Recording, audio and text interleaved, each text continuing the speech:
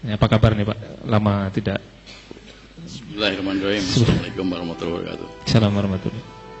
Saya heran Pak Nasaruddin Samsudin, orang Serambi Aceh, masih mengatakan dengan bahasa halus bahwa orang-orang pribumi Jakarta itu dibikin tidak betah. Bukan begitu bahasanya Pak. Kita itu mau digusur sama Cina. Kita itu mau digusur, pribumi dan Islam itu mau digusur. Dan itu sudah sejak 1200-an. 1200-an itu sudah ada. 1200 apa nih? Tahun 1200. Oh, tahun 1200. Jadi sejak Kertanegara, sejak dikirimnya Mengci lalu dipotong telinganya sama Kertanegara, itu indikasi Cina mau menjarah Indonesia, mau menguasai Indonesia, itu Nusantara itu sudah ada. Bagaimana Raden Wijaya menggempur mereka 40.000 pasukan Tartar gabungan Cina sama Mongol ketika mau setelah itu mendirikan Majapahit, itu sudah ada. Jadi ini semua itu adalah rekayasa. Dan rekayasa itu kembali sebelumnya lah. Jepang itu, atau pertanyaannya, kenapa Indonesia yang mau dicaplok gitu kan?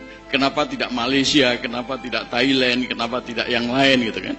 Jadi ini Indonesia itu memang sudah rencana, bukan soal karena masalah global, bukan.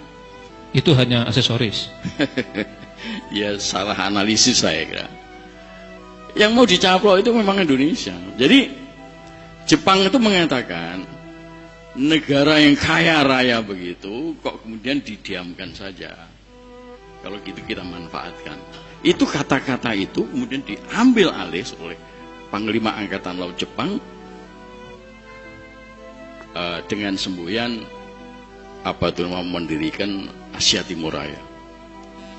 Dan Jepang itu masuk ke Indonesia itu persis seperti yang dibikin oleh Jokowi dengan tol laut serta poros maritimnya.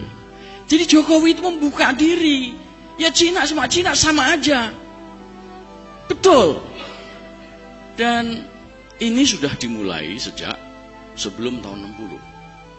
Anda ingat BTI, Barisan Tani Indonesia yang dipersenjatai sama Cina?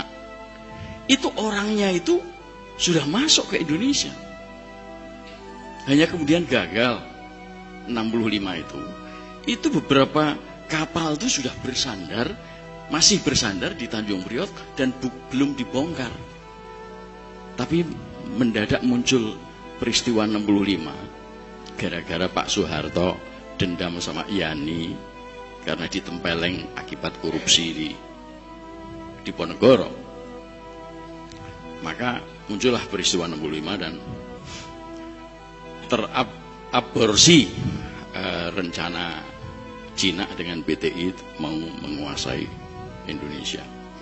Tetapi Cina-Cina ini dari dulu sampai sekarang yang modelnya kayak Ahok tuh.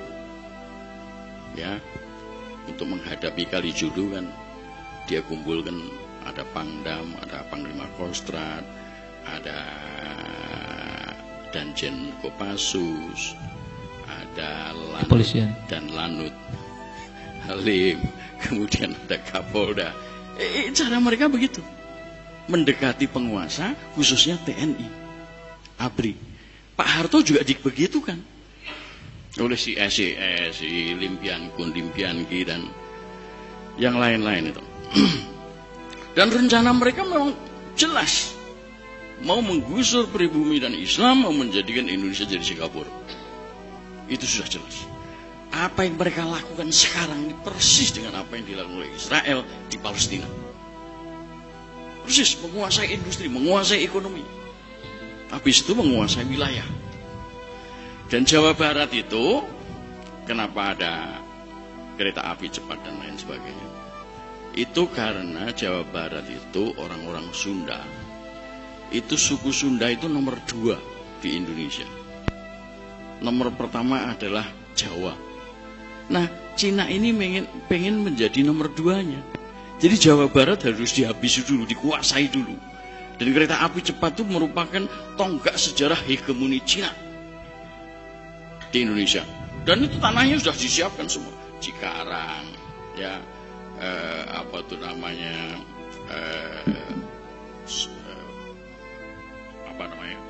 Sinarland, Sumarekon, ya, itu semua sudah disiapkan. Jadi ini memang begitu. Kenapa tiba-tiba Jokowi memaksakan itu? Ya karena itu. Dan di UI kan tanggal 27 Februari tahun lalu didekatkan, sudah disampaikan bahwa ada 10 juta orang Cina untuk masuk ke Indonesia. 10 juta. Nah, itu berupa buruh-buruh, sekarang sudah ratusan ribu masuk ke Indonesia, ya. Di Banten, bahkan di Irian Jaya bikin pabrik serta sawah. Itu orang-orang Cina. Jati Gede, ya. Dan itu Sumedang, Majalengka sampai ke Kuningan tuh sudah disiapkan dengan industrial estate. Si sahabat namanya anaknya Mohtar itu Jim Sriadi sudah menggalang dana untuk membuat pangkalan udara di Majalengka serta peti kemas di Cirebon, ya. Oh, itu semua rekayasa, bukan sekedar rencana. Jokowi itu rencana, termasuk rencana. Kenapa Jokowi? Ya artinya begini. Pertangan asing juga besar, asingnya. Jadi Pak Harto harus jatuh, itu Amerika. Bill Clinton datang ke Indonesia 94, minta tolong sama Jim Sriadi supaya Pak Harto digulingkan. Akhirnya terguling juga, ya. Dan kalau Anda lihat konstitusi kita, kenapa Habibie tidak bisa sampai 2003? Karena dia menggantikan Pak Harto kan sesuai dengan konstitusi kita sampai 2003. Tapi kenapa ada pemilu 99? Itu bagian daripada rekayasa. Kenapa Undang-Undang Dasar 45 harus diubah? Itu rekayasa mereka, bagian daripada rekayasa mereka. Karena pasal 6 antara lain menyebutkan calon presiden harus pribumi asli dihapus. MPR dimandulkan sehingga tidak ada lembaga tertinggi negara.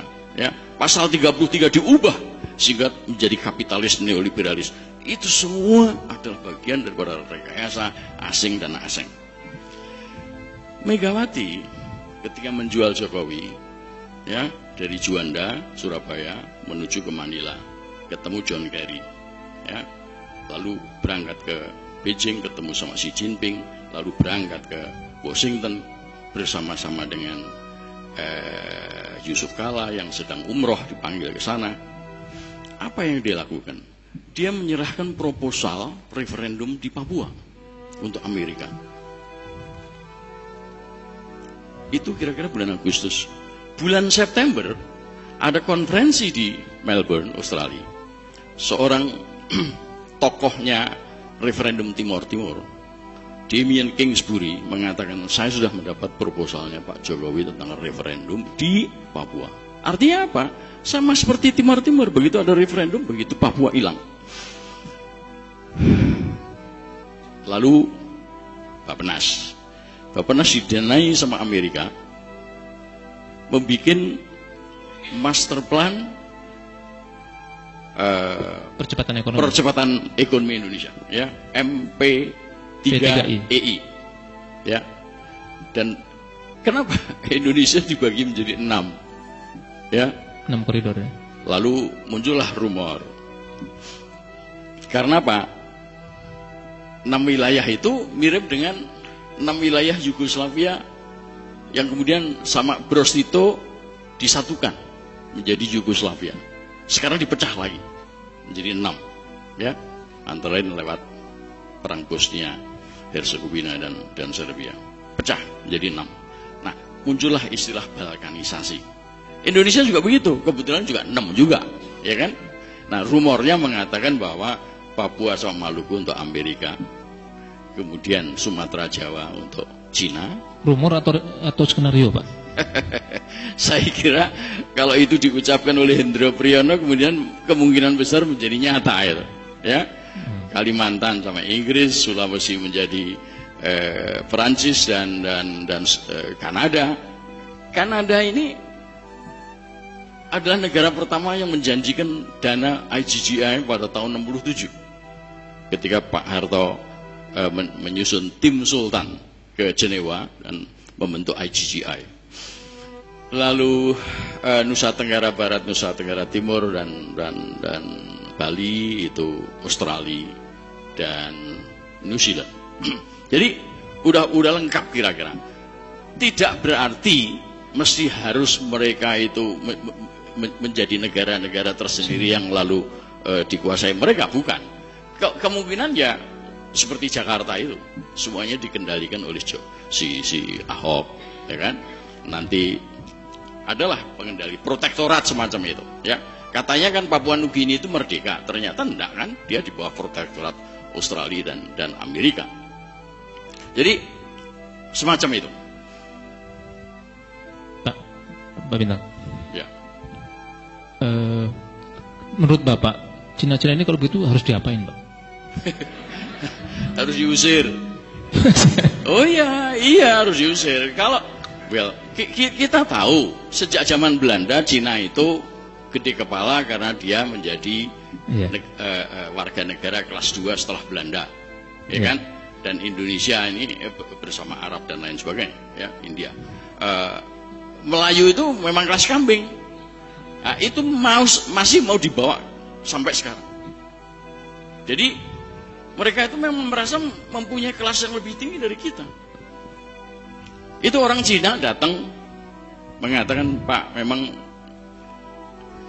Cina itu begitu. Dia itu awalnya nyewa kamar di rumah kita, tapi lama-lama rumah kita menjadi milik mereka. Nah, itu seperti itu. Itu bagian daripada rekayasa, bagian daripada perilaku Cina. Satu lagi, Pak. Kalau Cina itu masuk Islam gimana, Pak? Kenapa? Kalau Cina itu masuk Islam? Pura-pura. Iya kan? Baik. Jokowi kan pura-pura juga tuh.